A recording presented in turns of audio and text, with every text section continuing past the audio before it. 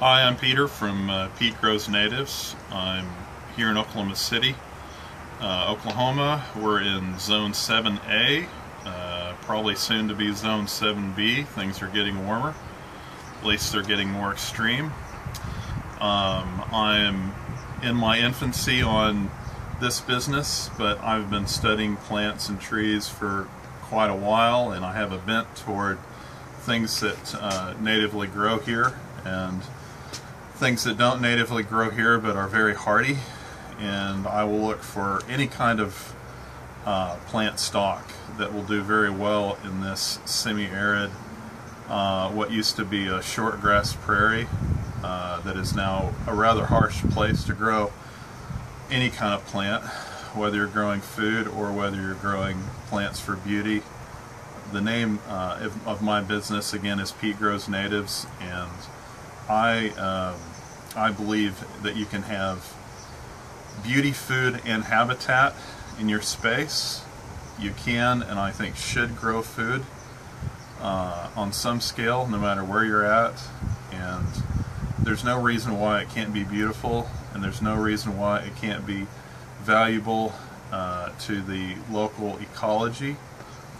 That you can support butterflies and bees and all kinds of fauna, no matter where you are, no matter if you're at a suburban or urban location, or if you have an acreage or a large homestead. So I'm on an urban location for a client, and I've been working here for off and on for a few years, and I have some control, but not as much control as I'd like to have. I do have a collection of native plants and some other non-native trees, and I have a little bit of food going here, and some of the plant choices are mine, some of them are the homeowners, so I'll explain a little bit of that, but don't fault me if you see a plant that you don't think much of. But anyway, we're going to do a walkthrough, and I'm going to just talk a little bit about what we've done. We're in the front yard here. This is about a 2,000 square foot house on a typical size lot. This is the front. We have what a lot of people have tried to grow here. This is the blue Atlas cedar. I'm not a big fan of it for a lot of reasons. It's not very cold hardy. You've got to have it on the south side of your location. Everybody and their dog seems to be wanting to plant it, and I'd like something a little more unusual, but it does well. English heirloom plant, the hollyhock. I've got it in a couple of different sizes and colors. It is a very hardy perennial, and it even stays evergreen in this climate. A few years back, we put out a wildflower packet of seeds, and some of this is the remnant of that. This is some yellow rudbeckia. There's some sweet William behind it in 3 different colors. Both of these are very hardy to come back every year, and we do little to maintain it.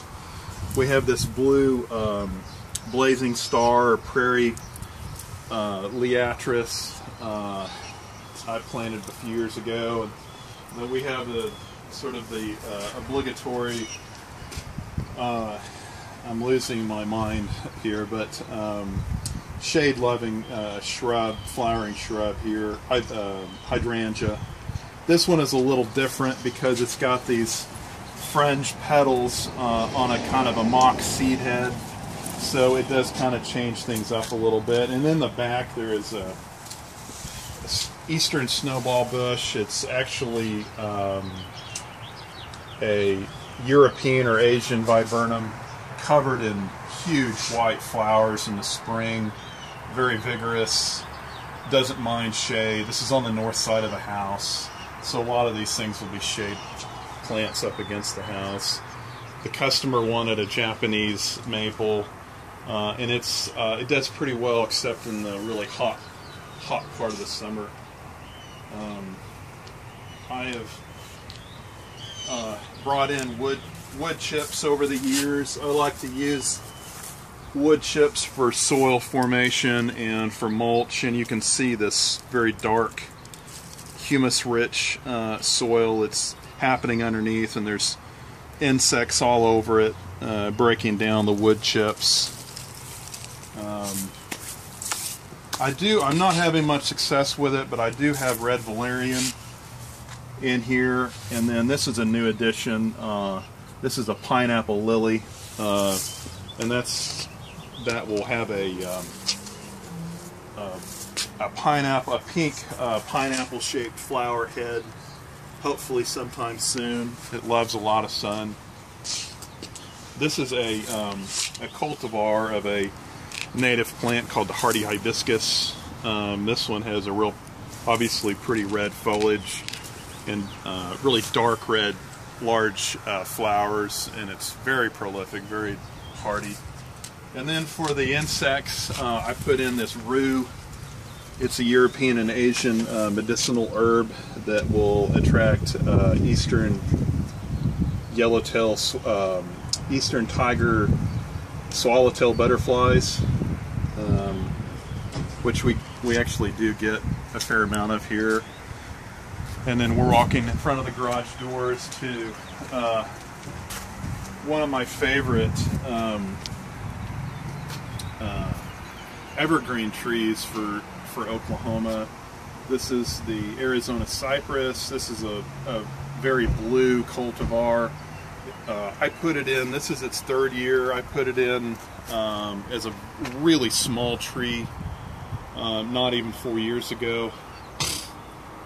I burned it up for the drainage, and it has passed the first year. I never water this tree, and it's just got this really lush, moisture-rich feel to it. It's not dry at all, and of course it hides the madness that's going on behind it. Slow to perform is a chinkapin oak, and I try to find as many deals as I can. I bought this tree for $10 a couple of years ago. It got pollarded by I don't know, kind of a weak growth somehow, and in the weather it lost its top, but it's growing back. And again, you can see that I've got several inches of broken down wood chips under here, and I never ever plant a tree and allow it to try to compete with the lawn or other plants. I overdo it with the wood chips. And anyway, this is a fun tree. I don't know if you want to get up to, these leaves are kind of neat to look at. This is a native oak called the chinkapin oak, Chinquapin. Produces medium-sized nut,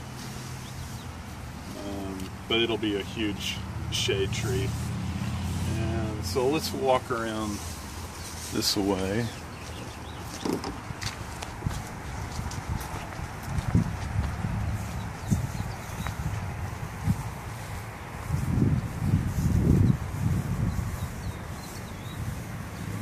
These are an existing hedge of juniper that I really do enjoy, and I've noticed that as I brought in wood chips, it seems to